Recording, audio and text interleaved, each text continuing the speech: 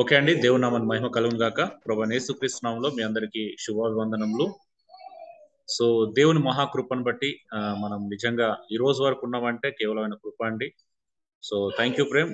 చాలా మంచి విషయాలు ప్రేమ్ షేర్ చేసుకున్నాడు. క్రైస్తవ జీవితంలో మార్పు యొక్క అవసరత నిజంగా, అంటే మనం ప్రభుకి ఎలా ట్యూన్ కావాలి, ప్రభుని ఎంత ప్రాధాన్యత ఇవ్వాలి, జీవితంలో ఉన్నటువంటి ఆ స్థితిని మనం నిజంగా అనుభవిస్తున్నామా లేదని చూసుకోవడం చాలా చాలా ఇంపార్టెంట్.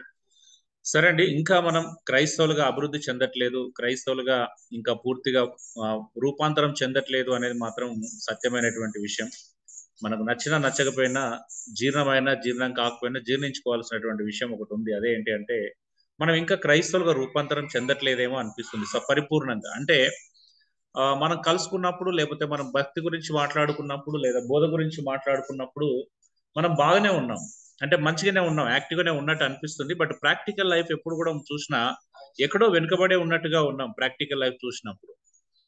సో మనందరిని గమనించండి, ఈరోజు ఏంటంటే మనకు జీవితము మరి ప్రాధాన్యతల్లో దేనికి మనం ఇంపార్టెన్స్ ఇస్తున్నాం, మన జీవితంలో దేని ప్రాధాన్యత ఎంచుతున్నాం, లేకపోతే జీవితాన్ని ప్రాధాన్యంగా ఎంచుతున్నామా, లేకపోతే జీవితంలో ఇతర ప్రాధాన్యతలు మనం కలిగి ఉన్నామా, అసలు మనం దేనికి ఇంపార్టెన్స్ ఇస్తున్నాం మన లైఫ్ లో, అసలు దేన్ని సీరియస్ గా తీసుకోలేకపోతున్నాం, అంటే దేన్ని సీరియస్ గా తీసుకోవాలి, దేన్ని సీరియస్ గా తీసుకుంటున్నాం మనం.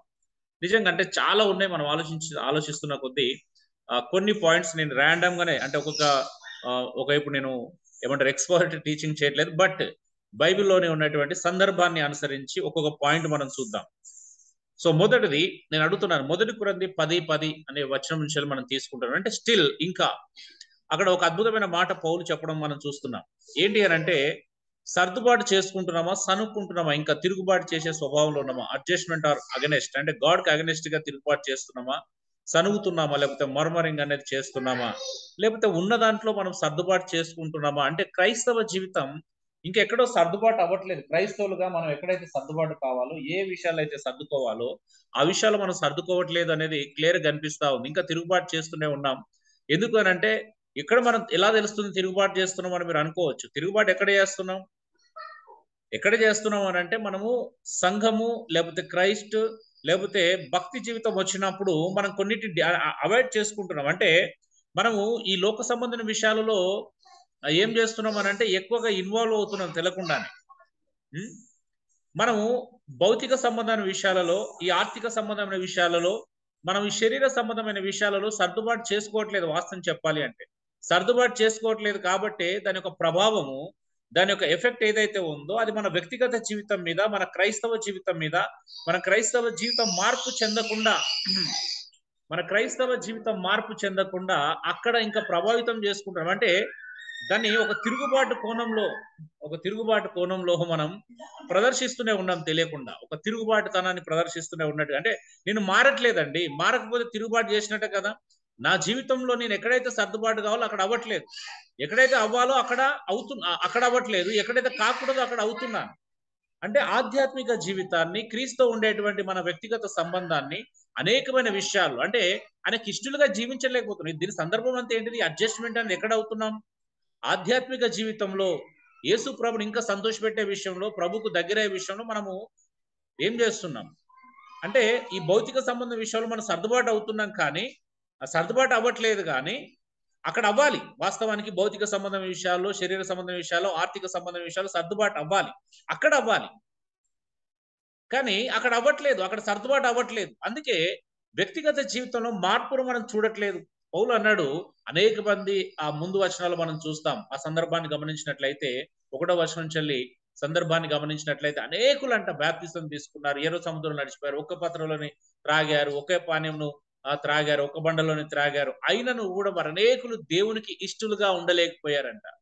అంటే మళ్ళీ వచ్చి మనం అదే ఇంతకుముందు ప్రేమ అన్నట్టు మళ్ళీ ఆచారానుసారమైన భక్తే చేస్తే, ఏదో అటెండ్ కావాలి కాబట్టి అటెండ్ కావాలి, ఏదో వెళ్ళాలి కాబట్టి వెళ్ళాలి, క్రైస్తవులం కాబట్టి ఓకే అన్న వాళ్ళు ఇంకా అకౌంటబిలిటీ అడిగారు కాబట్టి నేను ఈ రోజు రావట్లేదు, నేను ఈ రోజు వీలు కావట్లేదు అంటే అయిపోతుందా అసలు. అంటే జనరల్ గా మన పరిస్థితి ఎలా ఉంది అని అంటే, మనం ఏమైనా ఫేస్ చేస్తున్నామా, ప్రాబ్లమ్స్ ఎదిరించడానికి ట్రై చేస్తున్నామా, లేదా సంఘాన్ని, నాయకులని, ప్రభుని, పరిశుద్ధాత్మని తిరుగుబాటు చేస్తున్నామా, మనం ఎదురిస్తున్నామా అనేది ఖచ్చితంగా ఆలోచించాలి అండి.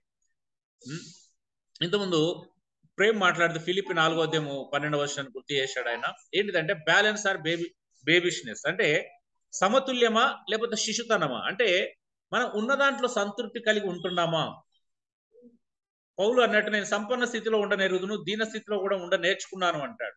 నేను ఏ స్థితిలో ఉన్నాను ఆ స్థితిలో సంతోషంగా ఉండడం నేర్చుకున్నాను, ఆ స్థితిలో నేను సంతృప్తి కలిగి ఉండడం నేర్చుకున్నాను అంటున్నాడు. అంటే ఏ స్థితినైనా అనుభవించేటువంటి ఆ లైఫ్ పౌలు కలిగి ఉన్నాడు. మరి మనం ఎందుకు నేర్చుకోలేకపోతున్నాం? ఇంకా శిశు పిల్లల్లాగా ప్రభులోకి వచ్చి ప్రభుని నమ్ముకొని 10 సంవత్సరాలైనా 20 సంవత్సరాలైనా ఆ బేబిష్నెస్ అనేది ఇంకా పోవట్లేదు, శిశుతనం పోవట్లేదు, ఇంకా ఏదో ఇంకా సమతుల్యంగా జీవించట్లేదు. ఉంటే ఒక రకంగా, లేకపోతే ఒక రకంగా, డబ్బులు ఉంటే ఒక రకంగా, డబ్బులు లేకపోతే ఒక రకంగా. సో మనకి ఎక్కడ లేని పనులు ఒక సంఘానికి ఇచ్చే దగ్గరనే మనకు వచ్చేస్తాం. అంటే మనము నిజంగానే ఉన్న దాంట్లో సంతృప్తి కలిగి ఉండడం నేర్చుకుంటే మన లైఫ్ బ్యాలెన్స్డ్ గా ఉంటుంది. క్రైస్తవ జీవితం చాలా అడ్వాన్స్డ్, అంటే అడ్వాన్స్డ్ స్టేజ్ లోనే, అంటే బ్యాలెన్స్డ్ స్టేజ్ లో ఉంటుంది, అడ్వాన్స్డ్ గా బ్యాలెన్స్ గా ఉంటుంది. కానీ మనం ఇంకా వెనక్కి వెళ్తున్నాం, అంటే వెనక్కి వెళ్తున్నాం. ఏదో కొదువైంది మనకి, ఇంకా యేసుక్రీస్తులో సంపూర్ణమైనటువంటి సంతృప్తి మనం కనుగొనలేదు. క్రీస్తులో ఉంటే ఆ సంతృప్తి ఉంటుంది. మొదటి తిమోతిలో చెప్పినట్టుగా 6వ అధ్యాయంలో 7-8 వర్షాలు చెప్పినట్టుగా ఆ సంతుష్టి సహితమైన దైవభక్తి మనం ఇంకా కలిగి ఉండట్లేదు. దేనికో ఆరాటపడుతున్నామా, ఇంకా దేనికోసం పోరాటం చేస్తున్నామా, ఉన్న దాంట్లో నిజంగా సంతృప్తి కలిగి ఉండడం నేర్చుకుంటున్నామా, భక్తి యొక్క డెఫినేషన్ ని మనం నిజంగానే మన జీవితంలో మనం ప్రదర్శించగలుగుతున్నామా, చూపించగలుగుతున్నామా అనేది ఖచ్చితంగా ఆలోచించాలండి. సో ఇదే విషయం నేను మళ్ళీ ఇక్కడికి వచ్చింది ఆల్రెడీ. కంటెంట్మెంట్ ఆర్ కంఫర్ట్, సంతృప్త లేక సౌకర్యమా? దేన్ని వెతుకుంటున్నారు మీరు? సంతృప్తిని వెతుకుంటున్నారా, సౌకర్యాన్ని వెతుకుంటున్నారా? సంతృప్తి ఉన్న చోట సుఖం ఉన్నా లేకపోయినా పర్లేదండి. ఎక్కడైతే సంతృప్తి ఉందో, ఎక్కడైతే కంటెంట్మెంట్ ఉంటుందో అక్కడ కంఫర్ట్ అవసరం లేదు. కంటెంట్మెంట్ ఉండే చోట కంఫర్ట్ అవసరం లేదు. మనకి కంటెంట్మెంట్ లేదు కాబట్టి కంఫర్ట్ కోరుకుంటున్నామేమో బహుశా. కంఫర్ట్ అనేది దేవుడు ఇస్తాడు. దేవుడు అనేది లోపలికి వెళ్ళి ఇచ్చేటువంటి కంఫర్ట్ వేరుగా ఉంటుంది. కంటెంట్మెంట్ ఉన్న చోట కంఫర్ట్ కూడా ఉంటుంది. కానీ మనం భౌతికంగా, ఫిజికల్ గా ఈ బాహ్య సంబంధమైనటువంటి కంఫర్ట్స్ ఒకవేళ కోరుకున్నట్లయితే నిజంగా చాలా ప్రమాదకరమైన క్రైస్తవ జీవితాన్ని మనం లీడ్ చేస్తున్నామని అర్థం. ఈరోజు ఎక్కడ చూసినా ఒక కంఫర్ట్ లేకపోతే, దేనికైనా కంఫర్ట్ లేకపోతే మనం ఉండలేకపోతున్నామా? కంటెంట్మెంట్ కలిగి ఉన్నామా, సంతృప్తి కలిగి ఉన్నామా? సో సంతృప్తి లేని జీవితం ఎంతున్నా కూడా వేస్టే అనండి, ఏమున్నా కూడా వేస్టే. ఈరోజు ఎవరినైనా గమనించండి, క్రైస్తవ సంఘాలు ఎందుకు బలహీన పడిపోతున్నాయి? సరే, ట్రెడిషనల్ గా ఉన్న వాళ్ళు బలహీనంగా ఉన్నారు, ఫైన్. ఆత్మ సంబంధులమైన మనము, వాక్యం తెలిసిన మనము, వాక్యం యొక్క అవగాహన ఎరిగిన మనము ఎందుకు అలా ఉండలేకపోతున్నాం? అంటే మన లైఫ్ ఎలా ఉంది అని అంటే, ఇక ఏం లేదు అక్కడ, మన జీవితంలో ఇంకేం లేదు. అంత ఫ్రీగా ఉన్నాం, కంఫర్ట్ గా ఉన్నాం. ఆ టైంకి ఏంది అంటే చర్చ్ టైం అయింది, లేకపోతే ఫెలోషిప్ టైం అయింది. ఓకే, ఈరోజు ఖాళీగా ఉన్నాం కాబట్టి ఇంకా మనం ఇక వేరే చేయడానికి ఏం లేవు వ్యాపకాలు కాబట్టి మనం సంఘానికి సమయం ఇద్దాం. ఒకవేళ ఆ టైంలో ఏమైనా వ్యాపకాలు ఉంటే వదిలేద్దాం, అంతే కదా. ఆ టైంలో మనకి ఏమైనా వ్యాపకాలు ఉంటే పెద్ద ఇంపార్టెంట్ కాదు, ఎందుకంటే వస్తేంది పోతుంది, మన ఇష్టం ఉంటే వెళ్దాం, లేకపోతే లేదు. మనకు కావాల్సిన కంఫర్ట్. సో కంఫర్ట్ జోన్ చూసుకుంటున్నామా? ఈవెన్ ఫెలోషిప్ విషయంలో కూడా మనం, అంటే వ్యక్తిగత ఆర్థికమైన విషయాల్లోనే కాదు, ఈవెన్ సంఘం కూడా కంఫర్ట్ లోనే, అన్ని విషయాల్లో కంఫర్ట్ గా ఉండాలి, ఫెలోషిప్ కూడా కంఫర్ట్ గానే ఉండాలని చూసుకుంటే ఎంత ప్రమాదంగా ఉంటుందో మీరు ఆలోచించాలి. Next, discipline or disorganized. ఈ రోజు నిజంగా మనం క్రమశిక్షణ కలిగి ఉన్నామా, క్రమశిక్షణ రాహిత్యంలో ఉన్నాం? అంటే మనకు స్పిరిచువల్ డిసిప్లిన్ లేదు, ఎకనామికల్ డిసిప్లిన్ లేదు, అసలు దేనికి ఉంది డిసిప్లిన్? అసలు మనం నిజంగా చెప్పండి, మనం ఏ డిసిప్లిన్ కలిగి ఉన్నాం ఈరోజు? ఎలాంటి డిసిప్లిన్ ఫాలో అవుతున్నాం? ఎంత భయంకరమైన స్థితిలో మనం ఆలోచించండి.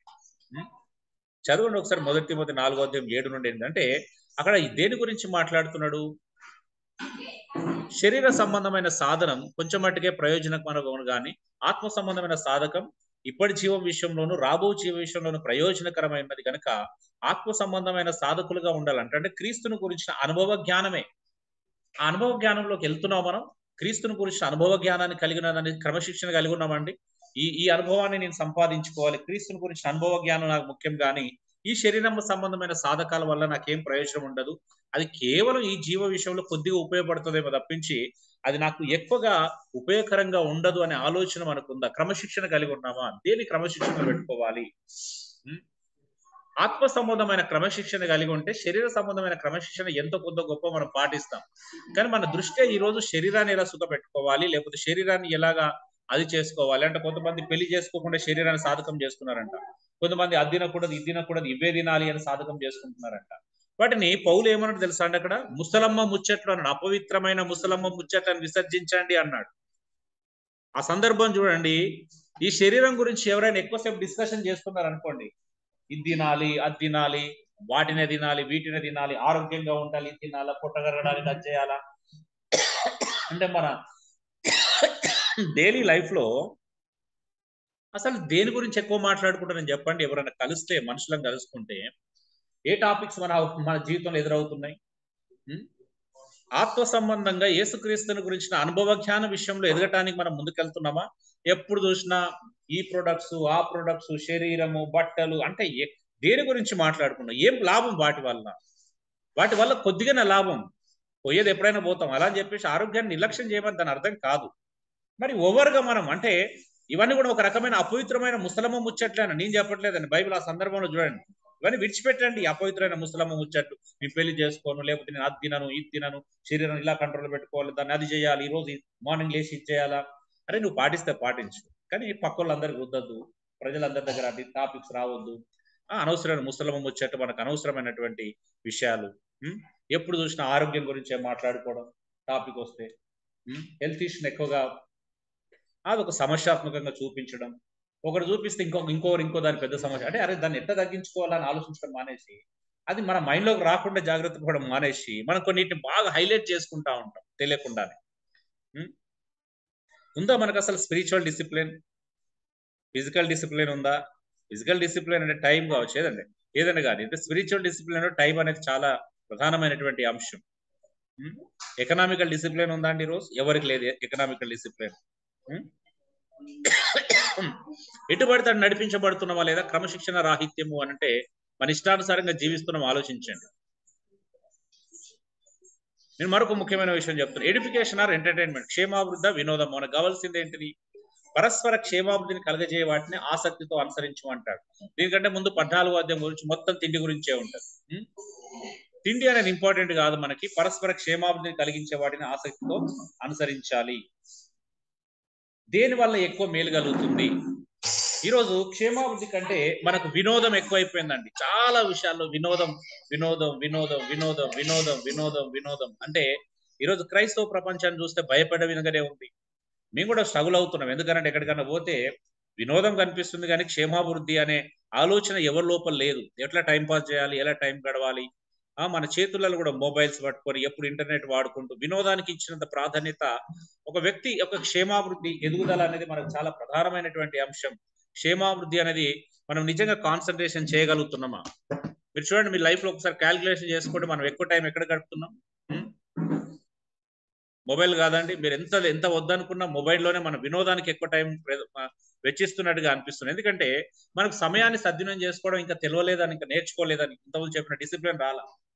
అంటే సమయాన్ని మనకు ఎలా వినియోగించుకోవాలి అనేది ఇంకా నేర్చుకోలేకపోతున్నాం. సమయాన్ని ఊరికేనే వేస్ట్ చేయడం, ఊరికేనే దుర్వినియోగం చేయడం జరుగుతుంది. నేను కూడా అంటే చాలా గిల్టీ ఫీల్ అవుతాను అప్పుడప్పుడు. ఎందుకు ఫీల్ అవుతాను అని అంటే ఒక దగ్గరికి వెళ్ళినా అంటే ఎక్కడున్నా, మన ఇంట్లో ఉన్నా బయటకు వెళ్ళినా ఒక సమయాన్ని యూటిలైజ్ చేసుకోవడం అనేది చాలా ప్రధానమైనటువంటి అంశం అండి. ఎందుకంటే నేను సమయాన్ని వాడుకోవట్లేదు అంటే నేను ఒక అజ్ఞానిగా బిహేవ్ చేస్తున్నాను. నాకు ఎంత తెలివి ఉన్నా, నాకు ఎంత మెచ్యూరిటీ ఉన్నా, లేకపోతే ఎంత ఇంటలెక్చువల్ అయినా, నేను సమయం విషయం వచ్చినప్పుడు మాత్రం ఒక అజ్ఞాని లాగానే బిహేవ్ చేస్తున్నాను అనేది నేను ఖచ్చితంగా చూసుకోవాల్సినటువంటి అవసరత ఎంతగానో ఉంది. సో ఎడిఫికేషన్ అనేది చాలా ఇంపార్టెంట్ అండి. సంఘానికి కావాల్సింది ఎడిఫికేషన్. నెక్స్ట్ చూసినట్లయితే ఫ్రీడమ్ ఆర్ ఫ్రీ విల్. మీకేం కావాలి? స్వేచ్ఛనా, స్వేచ్ఛాకాంక్షణ మీకుంది? ఈరోజు చాలా మంది స్వేచ్ఛను దుర్వినియోగం చేసుకుంటున్నారు. పర్లేదు, ఏ విషయంలోనైనా స్వేచ్ఛను మిస్యూజ్ చేసుకుంటున్నట్టుగా మనం చూస్తా ఉన్నాం. మీకు కావాల్సిన స్వేచ్ఛన, స్వేచ్ఛాకాంక్షణ అంటే క్రీస్తులో స్వేచ్ఛ కావాలంటే ప్రభు అయిన యేసుక్రీస్తునందు కావలసినంత స్వేచ్ఛ మీకు లభిస్తుంది. యేసుక్రీస్తునందు మీకు కావాల్సినంత స్వేచ్ఛ ఉంటుంది. కానీ చాలా మందికి స్వేచ్ఛాకాంక్ష ఉంది. ఎందుకంటే మనం ఫ్రీ విల్ ని అనుసరిస్తున్నాం, కానీ ఫ్రీడమ్ కోరుకోవట్లేదు. ఫ్రీడమ్ కావాలంటే ప్రభు దగ్గర రావాలి. ఆత్మచేత నడిపించబడాలి. ఎక్కడైతే ఆత్మచేత నడిపించబడతామో అక్కడ సత్యం ఉంటుంది. ప్రభు దగ్గరికి వస్తే స్వతంత్రం ఉంటుంది. వాక్యాన్ని ఫాలో అయితే స్వతంత్రాన్ని అనుభవిస్తాం. యోహాను సువార్త 8:31-32 చెప్పినట్టుగా వాక్యం ఎక్కడ ఉందో అక్కడే స్వేచ్ఛ ఉంటుంది. కానీ మనం ఫ్రీ విల్, మన స్వేచ్ఛాకాంక్ష అంటే మనం నచ్చినట్టు జీవించాలి. వెళ్ళాలనుకున్న చోటుకి వెళ్తాం, నచ్చిన చోటుకి వెళ్తాం, నచ్చకపోతే దేనైనా తృణీకరిస్తాం. నచ్చకపోతే మనం ప్రభువును కూడా పక్కన పెడతాం, నచ్చకపోతే బైబిల్ కూడా పక్కన పెడతాం. అంత ఫ్రీ విల్ మనది. అవునా కదండి? వాక్యాన్ని కూడా పక్కన పెడతాం, ఎందుకంటే వాక్యానుసారంగా జీవించడానికి ఇష్టపడడం, దాన్ని కూడా పక్కన పెట్టడానికి ఇష్టపడతాం. ఎందుకంటే మనకు ఫ్రీ విల్ కావాలి, స్వేచ్ఛ కాదు. ప్రభునందు ఉండే స్వేచ్ఛ చాలా అద్భుతమైనది. కానీ ఈరోజు చాలా మంది క్రైస్తవులు బానిసలుగానే ఉన్నారు. చాలా వాటికి బానిసలు అయిపోతున్నారు. ఇంటర్నెట్ బానిసలు అవుతున్నారు, ఫోన్ కు బానిసలు అవుతున్నారు, బయట ప్రోగ్రామ్స్ కు బానిసలు అవుతున్నారు. మీరు చెప్పండి, ఇప్పుడు ఈ రోజు 5 గంటల ఫెలోషిప్ అనుకోండి. ఇప్పుడు ఎవరికైనా మీలో ఒక బర్త్డే ప్రోగ్రామో లేకపోతే మ్యారేజ్ ప్రోగ్రామ్ ఉందంటే ఏం చేస్తారు? ఫెలోషిప్ ప్రాధాన్యత ఇస్తామా, ప్రోగ్రామ్ ప్రాధాన్యత ఇస్తామా? మనం స్వేచ్ఛ, వాక్యానుసారమైన స్వేచ్ఛ కావాలని కోరుకుంటామా, లేకపోతే ఫ్రీ విల్ కోసం మనం ప్రాకులాడతామా? మనల్ని మనం పరిశీలించుకుంటే ఈజీగా అర్థమైపోతుందండి. అంటే మన లైఫ్ లో ప్రభునందు దొరికేటువంటి స్వేచ్ఛ కంటే కూడా మన ఫ్రీ విల్ తో మనం బ్రతుకుతున్నాము, ఇంకా బ్రతుకులను లీడ్ చేసుకుంటున్నాం అనేది నమ్మదగినటువంటి సత్యం. చివరికి నేను ఒక మాట చెప్పి ముగిస్తాను ఎక్కువసేపు. గాడ్ ఆర్ గోల్డ్ అంటే దైవమా ధనమా, దేన్ని వెతుకుతున్నాము? మీరు నిజంగా క్రీస్తు కూడా లేకపోతే పైన వాటిని వెతకమంటున్నాడు. ప్రభు కూడా ఏమన్నాడు? మీరు పైన వాటిని వెతకమని చెప్తున్నాడు. పైననే భూమి పైన మీకు ధనం కూర్చుకోవద్దు, పరలోకమందు మీకు ధనం కూర్చుకోవాలి అంటున్నాడు. లూకా 16:13 కూడా పైననే ధనం కూర్చుకోవాలి కానీ భూమి మీద ధనం కూర్చుకోవద్దు అంటున్నాడు. కానీ ఈ రోజు మనం చెప్పండి, దేని మీద మన దృష్టి ఉంది? గాడ్ మీదనా లేకపోతే గోల్డ్ మీదనా? అంటే మన ఆలోచన ఎక్కడ ఉంది? అసలు మన ప్రయారిటీస్ ఎక్కడున్నాయి? మన జీవితం ఎక్కడుంది? మన ప్రయారిటీస్ సరిగా లేకుంటే మన జీవితం ఇలాగే ఉంటుంది, అస్తవ్యస్తంగా ఉంటుంది, గందరగోళంగా ఉంటుంది, ఎవరికి ఉపయోగకరంగా ఉండవు.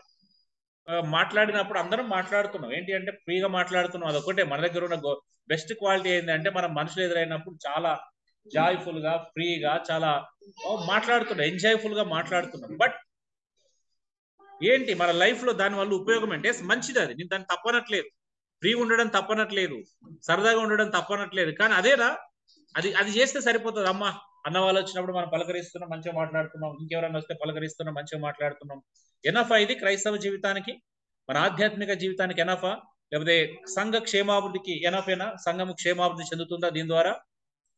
అంతవరకు సరిపోతుందా మనకి? పోనీ ఇప్పుడు మీ ఇంట్లో మీకు భోజనం పెట్టకుండా సరదాగా ఎప్పుడు కూర్చున్నా సరదాగా మాట్లాడిరు అనుకో, సరిపోతుందండి మీకు? అంటే మీ శారీరక ఎదుగుదలకి కావాల్సినటువంటి వాటిని సమకూర్చకుండా ఊరికే సరదాగా మాట్లాడి మంచిగా నవ్వుతూ పలకరిస్తే సరిపోతుందా? మీ పిల్లలకు భోజనం పెట్టుకుంటా, నాన్న మంచుకున్నావా నాన్న,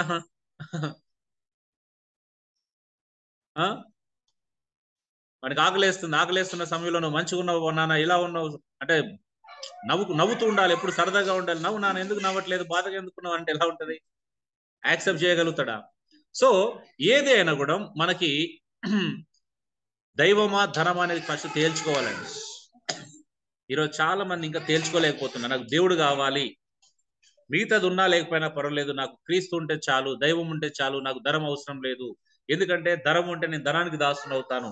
లేదు నేను క్రీస్తుగా దాసులు కావాలి, ధనానికి దాసులు కాకూడదు, దైవ దాసులం కావాలి అనుకుంటే, సో ఈ లౌకిక సంబంధమైనటువంటి ప్రతి దాన్ని కూడా మనము తేల్చుకోవాలి. ఇక్కడ మీకు ABCDEFG అని A to G వరకు మీకు కొన్ని ప్రిన్సిపల్స్ చెప్పాను. మీరు గమనించండి, ఏ నుంచి స్టార్ట్ చేస్తే.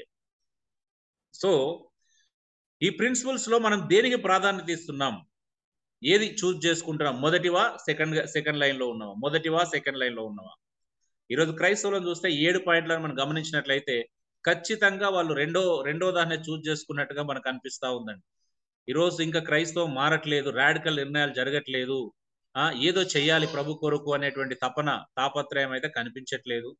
ఇప్పటికే నెలలు గడిచిపోతున్నాయి, ఊరికేనే ఇంకా చేద్దాం అనుకునేసరికి అన్ని నెలలు గడిచిపోతున్నాయి తప్పించి మనం ఒక యాక్టివ్ గా మనం ఒక యాక్షన్ తీసుకోలేని స్థితిలో ఉన్నాం. నేను స్టిల్ మళ్ళీ ఇప్పుడు ఇదే మాట్లాడతాను. ఎందుకు అంటే దిస్ ఈస్ నాట్ రైట్. అంటే మనం ఏదైతే చేస్తున్నామో అది రైట్ కాదు.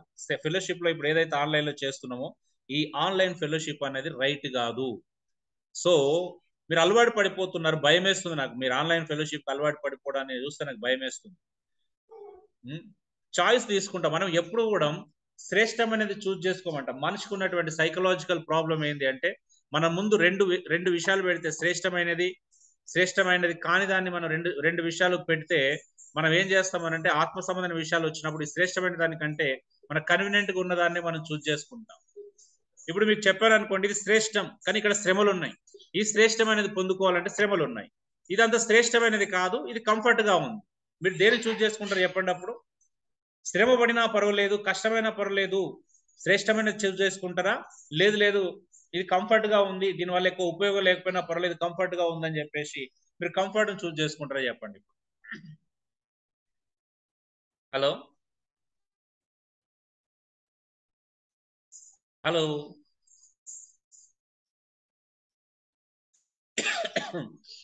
మళ్ళీ అటు ఇటు సమయం గడిపేసరికి మళ్ళీ ఒక సండే వచ్చేస్తుంది. సండే వచ్చేంత వరకు ఎవరితో కాంటాక్ట్ ఉండం, ఎవరిని ఫోన్ చేయం, ఎవరెవరు కలుసుకోం, ఎవరినెవరు పురుకొలుపుకోం. అరే ఫిజికల్గా ఎక్కడ గ్యాదర్ కావాలని ఆలోచన చేయం. మళ్ళీ సండే అవుతుంది. అవునా?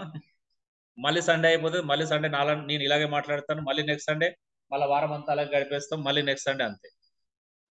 అంటే దేన్ని సీరియస్ గా తీసుకుంటానని చెప్పండి? అసలు మీకు నిజంగా మనకు సీరియస్నెస్ ఉందా? ఫిజికల్ గా కలుసుకోవాల్సిన అవసరం ఉంది, నెసెసిటీ ఉంది అనేది ఎంతమందికి ఆలోచన ఉంది చెప్పండి?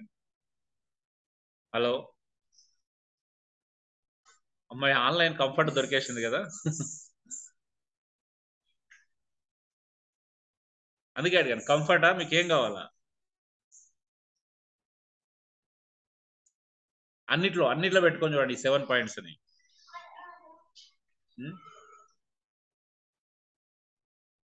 మేము కొంచెం బిజీగా ఉండి ఒకవేళ పొరపాటున ఇలాగే కంటిన్యూ చేసాం అనుకోండి, మీరు నెవర్ అంటే మీరు ట్రై కూడా చేయరు, మీరు ఫిజికల్ గా గ్యాదర్ అవ్వడానికి ఎవరు ట్రై కూడా చేయరు. అలా ఉంది పరిస్థితి. ఎందుకనంటే యాక్షన్ తీసుకోవాలండి, సీరియస్ గా తీసుకోవాలి. ఒక రోజు బయటకు వెళ్ళాలి, ఏం చేద్దామని వెతకాలి. దేవుడు ఏదో మార్గం చూపిస్తాడు. ఒక రూమ్ వెతుకోవాలి. వెతుకుంటే ఎక్కడ కలుసుకుంటే బాగుంటది అని ట్రై చేయాలి. అట్లీస్ట్ ట్రై చేయట్లేదు. నెక్స్ట్ స్టెప్ మనం ఒక స్టెప్ వేస్తే నెక్స్ట్ స్టెప్ దేవుడు తీసుకుంటాడు. దేవుడు ఖచ్చితంగా హెల్ప్ చేస్తాడు. ఫినాన్షియల్ రెంట్ కట్టుకోవడం కావచ్చు, ఇంకేదైనా కావచ్చు. కానీ సో ఫస్ట్ ఒక స్టెప్ తీసుకుంటున్నామా? మీరు ఎంతకాలం ఇలాగా ఆన్లైన్ లో జాయిన్ అవుతారని నిజంగా చెప్తున్నాను, ఇది మీకు ఏమాత్రం క్షేమావధి కాదు. ఇప్పుడు కూడా ఆన్లైన్ లో ఉన్నా కూడా ఎవరి పనిలో వాళ్ళు ఉంటారు కొంతమంది. అటెండెన్స్ మాత్రమే ఇస్తున్నాం. నిజం చెప్పండి, ఇన్వాల్వ్ అయ్యే అవకాశం చాలా మంది తక్కువ అవకాశం ఉంది, కొద్దిమందికి అవకాశం. ఒకవేళ ఆన్లైన్ లో మనం అందరం ఇన్వాల్వ్ అయినా కూడా అంత ప్రయోజనం అయితే ఉండదండి. ఊహించినంత ప్రయోజనం అయితే ఉండదు. కన్స్ట్రక్టివ్ గా అంటాం చూసిన, కన్స్ట్రక్టివ్ ఎడిఫికేషన్ ఉండదు. సో కన్స్ట్రక్టివ్ గా ఉండాలి అంటే ఫిజికల్ గ్యాదరింగ్ అనేది మ్యాండేటరీ. దయచేసి అర్థం చేసుకోండి, ప్రయత్నం చేయండి. దేవుడు ఇంకో స్టెప్ మీకు ఖచ్చితంగా, మీరు ఒక్క అడుగు ముందేస్తే రెండో అడుగు ఖచ్చితంగా దేవుడు వేపిస్తాడు. ఆ విశ్వాసం ఉండాలి. మనం దేవుని కొరకు చేస్తున్నప్పుడు దేవుడు మాతో ఉంటాడు అని నమ్మకం ఉండాలి. కానీ మీలో చాలా మందికి విశ్వాసం లేదనిపిస్తుంది నాకు. ఎందుకంటే మనం దేవుని కోసం స్టెప్ వేసుకుంటే దేవుడు ఇంకొక అడుగు నడిపిస్తాడు అనే విశ్వాసం మనలో లేకపోతే ప్రయోజనం ఏంటి చెప్పండి? అది ఉంటేనే కదా ఒక అడుగు ముందుకేసేది. అరే మా స్వార్థం కొరకు వేయట్లేదు, మా ఆధ్యాత్మిక జీవితాన్ని మేము ప్రాధాన్యత ఇస్తున్నాం, మా ఆత్మలను మేము కాపాడుకోవడానికి విలువిస్తున్నాం. మా ఆత్మలు కాపాడబడాలంటే సహోదరులను తరచుగా కలుసుకోవాలి. ఎబ్రి 10:24-25 చెప్పినట్టుగా ప్రేమ చూపుటకు సత్కారాలు చేసుకోవడం, ఒకరినొకరు పురికొల్పుకోవడానికి కలుసుకోవాల్సినటువంటి ఆవశ్యకత ఉంది. ఇది జరగకపోతే మేము బలహీనం అవుతాం. ఇది జరగకపోతే ఈ లోక సంబంధమైనటువంటి విషయాలు ఇరుకొని పోతాం. లౌకిక సంబంధమైన ఆత్మ మా మీద ప్రభావితం చేస్తుంది. సో మేము ఈ బలహీనం, మాకు సరిపోదు ఈ బలం, మేము సహోదరులను కలుసుకుంటేనే మా బలం పెరుగుతుంది అనేటువంటి ఆలోచన మనకు కలగట్లేదు అని అంటే ఎప్పుడో అడ్జస్ట్ అయిపోయినాం మనం. ఇంత ఫస్ట్ పాయింట్ అదే కదా, అడ్జస్ట్మెంట్ ఆర్ అగనెస్ట్. అంటే అడ్జస్ట్మెంట్ అనేది ఎక్కడైనా ఆధ్యాత్మిక జీవితంలో అయినా, కానీ అడ్జస్ట్ నేను పెట్టిన పాయింట్ దేని కొరకు? ఈ లోకంలో సంబంధమైన విషయంలో భౌతిక సంబంధం అడ్జస్ట్ అవ్వచ్చు, కానీ ఆధ్యాత్మిక సంబంధం అడ్జస్ట్ అయిపోతుంది. అవునా? ఇప్పుడు ఆర్థిక సంబంధం విషయాలు వచ్చినప్పుడు నాకు ఉన్నది చాలు అని సంతృప్తి అందాలి, కానీ ఆధ్యాత్మికత విషయం వచ్చినప్పుడు నాకు ఉన్నది సరిపోదు, నేను ఇంకా క్రీస్తులాగా మారాల్సిన అవసరం ఉంది అనేది నేర్చుకోవాలి. అక్కడ అడ్జస్ట్ కాకూడదు. కానీ మనం రివర్స్, ఎక్కడ అడ్జస్ట్ కావాలి అక్కడ అడ్జస్ట్ అవ్వట్లేదు, ఎక్కడ అడ్జస్ట్ అవ్వకూడదు అక్కడ అడ్జస్ట్ అవుతుంది. సో కాబట్టి మనం అందరం తెలియకుండానే స్పిరిచువల్ కంఫర్ట్ జోన్ లో ఉన్నాం, స్పిరిచువల్ గా అడ్జస్ట్ అయి ఉన్నాం, స్పిరిచువల్ గా శిశుతనంలో ఉన్నాం, బేబీష్నెస్ ఇంకా పోలేదు. స్పిరిచువల్ గా ఇవన్నీ మనం కలిగే ఉన్నామండి. స్పిరిచువల్ గా డిసిప్లిన్ లేదు మనకి, ఎడ్యుకేషన్ లేదు. స్పిరిచువల్ గా మనకి ఎంటర్టైన్మెంట్ కే ప్రాధాన్యత ఎక్కువ ఇస్తున్నాం, మన ఫ్రీడమ్ కంటే ఫ్రీ విల్ కే ప్రాధాన్యత ఇస్తున్నాం. గాడ్ కంటే, దైవం కంటే ధనానికే ప్రాధాన్యత ఇస్తున్నాం. అంటే ఎక్కడో కాంప్రమైజ్ మరి అంటే మీరు ధనం వెనకాల పరిగెత్తకపోవచ్చు గానీ, ఎక్కడో ఒక దగ్గర అయితే మంచిగా కాంప్రమైజ్ అయిపోయినాం అనేది ఫ్యాక్ట్. సో, దయచేసి ఆ కంఫర్ట్ జోన్‌లోకెళ్ళి కాంప్రమైజ్ మెంటాలిటీ నుంచి బయటికి రండి. ఆధ్యాత్మికతంగా విషయంలో కాంప్రమైజ్ అనేది రైట్ గాదు. క్రైస్ట్‌ని రీచ్ అవ్వాలి. అంతేగాని కాంప్రమైజ్ గాకూడదు. నేను క్రీస్తుని చేరుకుంటున్నాను లేదా, క్రీస్తు యొక్క సారూప్యతలోకి నేను మార్చబడుతున్నాను లేదా అనే గురి లేకపోయినట్లయితే, మీరు కాంప్రమైజ్ అయ్యారంటే రేపు మిమ్మల్ని గాని ఇంకెవ్వరిని ఎవరు బాగు చేయలేరండి. ఇది మాత్రం వెరీ సీరియస్ విషయం. Thank you. God bless you all. మీరు అర్థం చేసుకుంటారు, ఆలోచిస్తారని నేను మనస్ఫూర్తిగా కోరుకుంటున్నాను. ఇంకా హెచ్చరించుకోండి. ఒకరినొకరు దాని అవసరతను గ్రహించండి. Thank you.